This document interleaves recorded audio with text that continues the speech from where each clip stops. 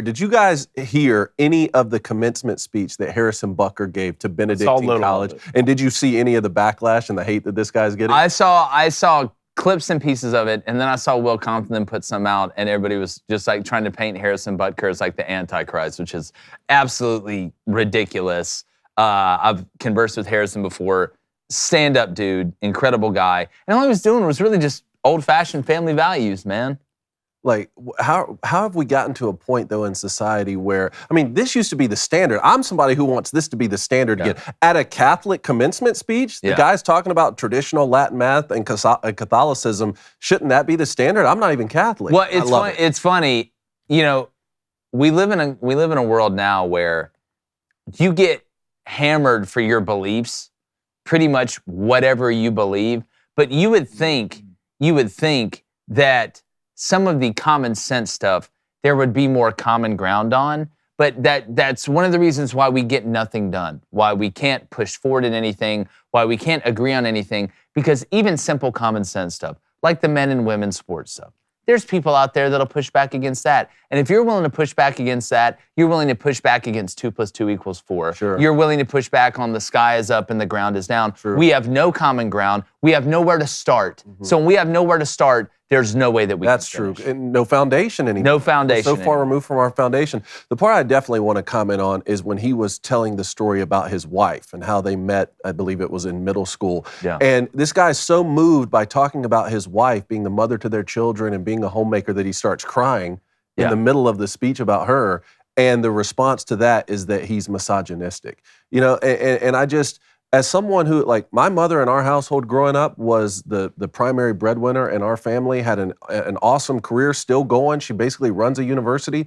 That would have always took a back seat to raising us. I mean, she was packing our lunches, making dinner every night. I mean, she was a mom first and foremost. And now I'm seeing that same thing with my wife. She has a successful career, a professional career. That pales in comparison to her role as a mother, and she would be the first person to tell you that. So now I have 2 daughters, and people are asking me online, oh, is this something that you're going to want to tell your daughters? Yeah, I can't wait to show them this speech. Yeah, it's again, it's one of those things where in a world, different people want different things, right? And there's nothing wrong with that, in my opinion. But I am of the belief, and this is my belief, is that we are put in this world to procreate and try and live the best life that we possibly can live. And everybody has their roles. That doesn't mean that the woman shouldn't work. That doesn't mean that the woman has to work. That doesn't mean that the man has to make more money than the woman. Yeah. I'm down for whatever makes you happy. You know what my main thing is? Whatever keeps the nuclear family together. If that's the father being the breadwinner and the mother staying home because that's what she wants to do, vice versa, whatever. Whatever keeps the nuclear family intact, I think that's the biggest problem we have. He talked about fatherlessness in this speech, which I think to me was the pinnacle of it. I think from the top down, that could fix a lot of the problems that we have. Where I push back against the people that are like, oh, this is misogynistic, is, you know, it's amazing. If China invaded us tomorrow, who would be the people that went and signed up for the military? Whenever this has happened in human history, all the way back to hunter and gatherers, it was the men that would have to go fight the wars. If we went to war against somebody right now, all these people that say, oh, men and women are exactly the same, y'all would be the first one to be like, all right, David, here, go fly this plane over enemy territory. Here, Blaine, go run behind this tank and infantry while they, it's amazing. Whenever the shit really goes down, then it's, oh no, send the men to go do it. But whenever you live in these soft times where you can say stupid ass stuff like this and get away with it, it's everybody's the same.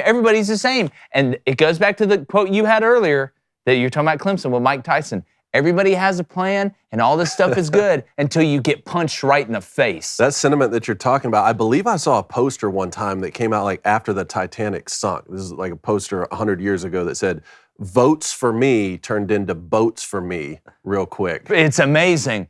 But I never hear him complain, hey, we hit an iceberg, women and children on the lifeboats first. You don't hear anything. I guarantee you some one of these people that believes this other wouldn't be like, no. All the men get in the boat first. I'll sit my butch ass on here and play the violin while the Titanic goes down. Can we play like 30 seconds of this? Do we have a clip? I believe Skylar pulled some for us here. Harrison's got While COVID might have played a large role throughout your formative years, it is not unique. Bad policies and poor leadership have negatively impacted major life issues. Things like abortion, IVF, surrogacy, euthanasia, as well as a growing support for degenerate cultural values in media, all stem from the pervasiveness of disorder.